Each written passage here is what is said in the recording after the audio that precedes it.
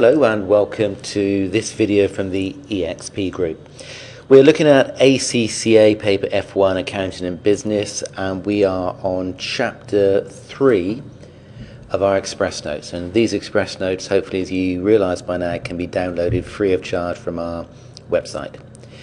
So, information technology, IT and information systems, IS. As the word cloud suggests, it's all about information. What information are we going to get from the IT systems? What information are we going to get from the IS systems? Okay, let's get down to the key knowledge at the bottom of page 18. So first of all, we're going to be looking briefly at information systems. Now, what do we mean by information systems? What is an information system? It's really quite simple. It turns raw data into management information. Now, raw data is just figures. It's just items. It has no real information content. It's just raw data. That is converted by way of information systems, which will then provide management information, which will enable decision making. And there's a variety of management information we're going to be looking at. The useful mnemonic, which we've got on the top of page 19. In order for information to be useful, information should be accurate. Okay, so a very well-known mnemonic. Information should be accurate. What do we mean by accurate? Well, first of all, the A, it should be accurate. It should be complete. If it's only partially complete, it will not be that useful. Cost beneficial. You've got to get the balance right. You can get a lot of information, but if the cost of getting that extra information outweighs the benefit, then the cost benefit is not there. Next one, the U within accurate. It's got to be understandable. It's pointless having lots and lots of information if you can't understand it. Again, relevant, the next one. You can have lots of information, but if it's not relevant to what you're looking at, or if it's not relevant to the information you're trying to find, it's a waste of time. Ideally, it should be adaptable, so we can flex it for certain needs. T represents timely. So it's no good waiting a long time for the information. We want the information within the suitable time period. And kind of linked in with understandable, it's got to be easy to use. So a very good mnemonic. What are the characteristics of information?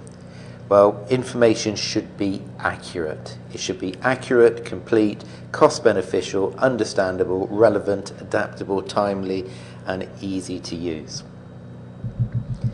Okay, you remember back in chapter 1, we identified 3 levels of planning within organizations. We had strategic, tactical, and operational.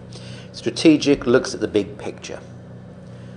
Operational focuses more on the day-to-day, and tactical is in between. So what information are we going to need at each of these levels? If we look at strategic, the big picture, it's all about strategy, about the direction we're going in. Well, we're going to need forward-looking estimates. That's information. We'll include government policy, for example. What are the political issues? What are the information we need on that side of things? If we look at the tactical, well, for example, if we're looking at certain strategic business units, well, we're going to need budgets, budgetary information, and that flowing from there will be variance analysis and so on. Also important, cash flow analysis. What's happening on the cash side of things. Operational, which remember is a day-to-day activities. Operational information is going to be quite detailed and internal basis. Okay, the next thing we're going to have a look at the bottom of page 19 is how do we classify information sources? So these are sources of information. A nice simple classification we've got here, internal and external. So internal sources and external sources. What internal to the organisation sources have we got? We've got employee details. We've got stock information or inventory information, so inventory turnover, for example. We've also got customer information. That's all internal information. The example we give here is aged debtors. What about on the other side? External information, external sources of information. We've got here tailored market research. This is where a company requests that an independent marketing company, for example, will go and undertake their own specific market research. We've also got available public information, open information. Information available on various websites, for example, company websites. We can find a lot of information on there. Okay, just to finish off this chapter, if we look at page 20, we're looking now at a variety of types of information systems. First information system is transaction processing systems, TPS. Really quite simple. They record and process transactions. So an example of a TPS, an example of a transaction processing system, is a system that would generate invoices. The next one, we've got management information systems, MIS. As the name suggests, this provides information to management. And what do management use that information for? It's all based around making better decisions. So the example we've got here, individual product profitability.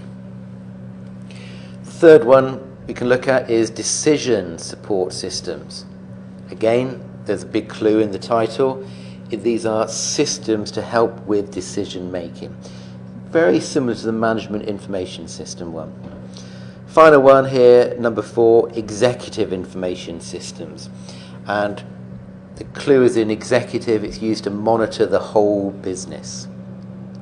Final thing I'll just mention quickly before we finish this video, all about spreadsheets, Excel spreadsheets. Very, very common. Most people will know those and recognize those. Very useful for processing information.